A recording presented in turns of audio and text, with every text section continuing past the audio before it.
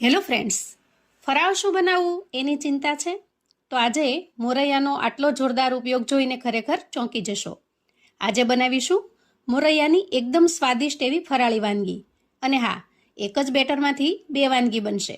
સૌથી પહેલાં પોણો કપ મોરૈયો અને પા કપ સાબુદાણા લઈ ધોઈ હુંફાળા ગરમ પાણીમાં 1 કલાક સારી રીતે પલળવા દઈશું.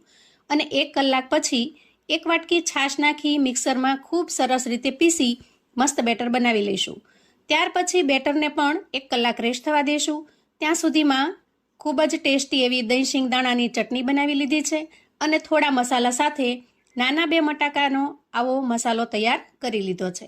બટાકાના મસાલાની નાની નાની લીંબુના સાઈઝની ટીકી બનાવીને તૈયાર કરી લઈશું. હવે બેટર સરસ રીતે રેસ્ટ થઈ ગયું છે અને થોડા બબલ્સ પણ થાય છે.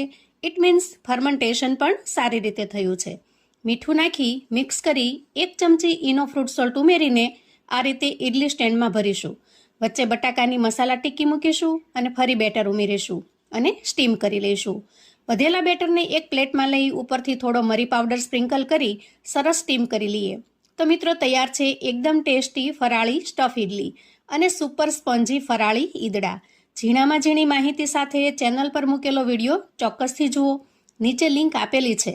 અને હા, એક વાત તો ભૂલી જ ગઈ મિત્રો, ચેનલ પર જો તમે નવા છો ને તો આવી ઇન્ટરેસ્ટિંગ રેસિપી જોવા માટે ચેનલને જરૂરથી સબસ્ક્રાઇબ કરજો અને વિડીયો ગમે તો એક પ્યારી સી લાઈક દેજો.